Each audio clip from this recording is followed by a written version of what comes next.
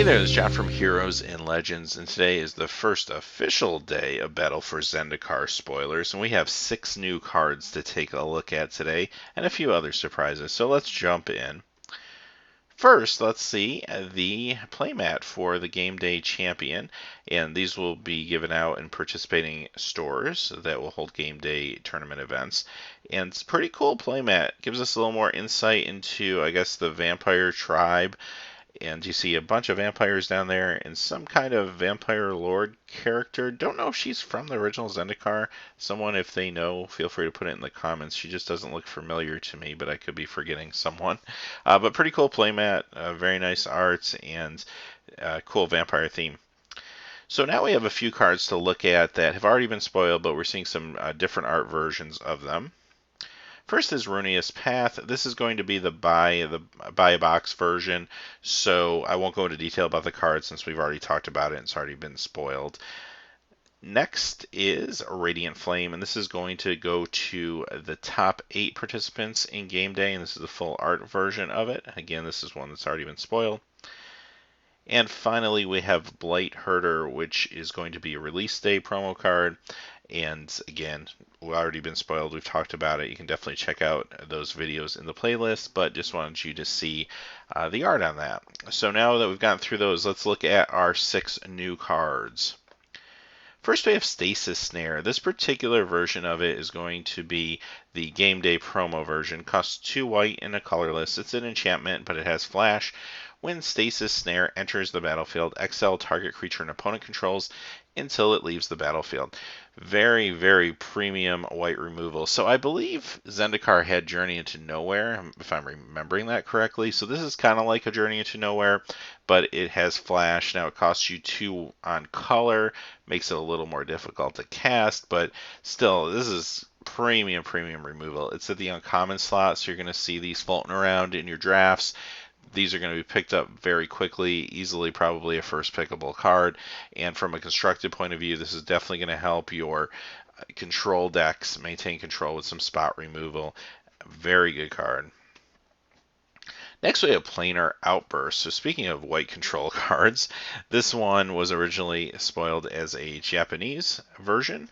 So, of course, we have the translation here on the right, but it costs 2 white, 3 colorless. It's a sorcery. Destroy all non-land creatures, and it also has Awaken 4. So by paying a little more with 3 white, 5 colorless, you do get to turn one of your lands into a 4/4 creature with haste. So, nice bonus. Control decks will have a little bit extra land lying around sometimes that they can mess around with and give them a threat, so that's kind of cool. Again, in Constructed, this is the board wipe that I think the blue-white control deck that currently is kind of on the fringe of being good in Standard is probably looking for.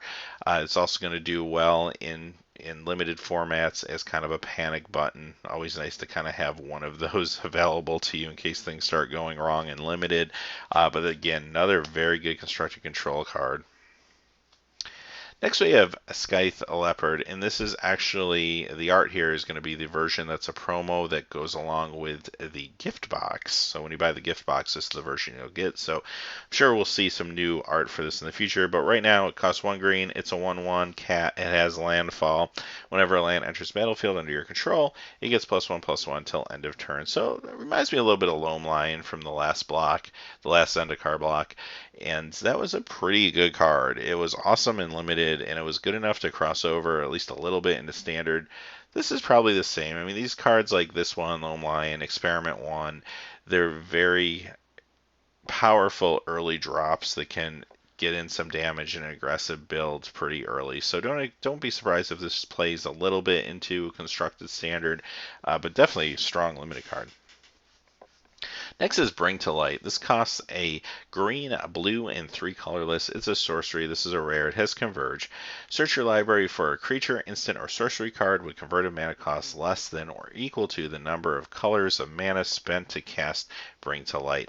Exile that card, shuffle your library, and you may cast it without paying its mana cost. So it's a 5 casting cost tutor. Now, depending on how much mana you spend, it's a little bit restrictive. If you're just playing the 2 mana on color and Simic, then you're getting something that's 2 or less converted mana cost. but still, that's not a bad thing because you get to play it for free.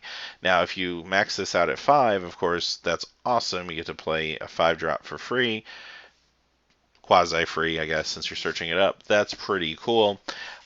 It doesn't let you do broken shenanigans with artifacts or maybe pull up a planeswalker or something like that. But that's just fine. This is still a very good card. This is going to be great in limited. Maybe in the right deck, you could see 1 or 2 of these in a standard deck, but for the most part, this will probably be a good limited card. Tutors are always powerful. Next is Desolation Twin, and this costs 10. It's an Eldrazi, and it's a 10/10. Whenever you cast him, put a 10/10 colorless Eldrazi creature token onto the battlefield. So for 10 mana, you're getting 20/20 power and toughness on the board. This is a very difficult card to deal with in limited. Once you play this, now neither of these have evasion. They're 10/10s that can be chump blocked. So if your opponent has a whole bunch of tokens or a token generator, well, they might survive, but at the same time, it's very hard to deal with 20/20 points of power and toughness coming down on one turn. Yeah, you can chump block, you might have an answer for one of them, but then you have another one you got to deal with. At some point, this is just going to become overwhelming. So this is a rare. When you do get a chance to play with this in sealed, you're going to be very, very happy. Probably not a constructed card, but really strong limited bomb here. And our last card of the day is Lumbering Falls. So this is exciting. It comes into play tapped. It's a land. You can tap it for green or blue mana, and you can also pay a green, a blue, and 2 colorless, and it will become a 3/3 green and blue elemental creature with hexproof until end of turn. It's still a land. So those of you who are familiar with the Manlands, back in World Wake, we saw a cycle of 5 allied color Manlands, and they were very powerful. They've seen a lot of constructed play. They still see modern play, some of them, and of course there's also limited bombs on top of that. So now here's the first one we're seeing so far, but it appears that we're going to see a cycle of enemy colored Manlands in Zendikar, which makes me ask, how much are they going to cram into this set? Here's another exciting cycle of lands that people are going to really jump on board and want to get multiples of. I kind of thought we would see these, but to be honest, I thought we'd see them in the next set and not in Battle for Zendikar. But here they are, and I'm looking very forward to see what the other 4 look like. These are very powerful. Like I said, they're going to definitely see constructed play in standard. Some of them will be able to cross over into modern, depending on decks and how aggressively they're costed for their ability. And they're going to be great for you in limited. And they're going to definitely have a lot of synergies too with landfall and just some of the hosing abilities that don't affect lands, like in the board sweeper we just saw not that long ago. So those are the 6 new cards for today. And like I said, today's really the first official week of spoilers, even though we've already seen up to this point about 70 cards spoiled. So every day we will have a video. As long as there's new spoilers, I'm going to compile them for you and get them out. So if you haven't had a chance to subscribe yet, probably a good time to do so you don't miss any of the new stuff coming out. And also, at the end of this video, there'll be a link for our Patreon page. Please check it out. We've already been able to take some of the funding to get some better lighting equipment, so our pack openings are looking a little bit better. You'll notice that in the next few that I post, and that's just a little thing, but it makes a big difference to help the quality of the channel. So definitely check out our Patreon page. There's giveaways on there as well. So as always, thanks for watching. Please remember to like and subscribe, and have a great day. Hey, thanks as always for watching. These videos are made possible by viewers just like you through Patreon. Please check out our Patreon page by clicking on the top right. Down below, we have more links to quality Magic the Gathering content. And if you're interested in seeing trading cards open that aren't Magic the Gathering, check out the link to our trading card channel, Heroes and Legends Trading Cards. Thanks and have a great day.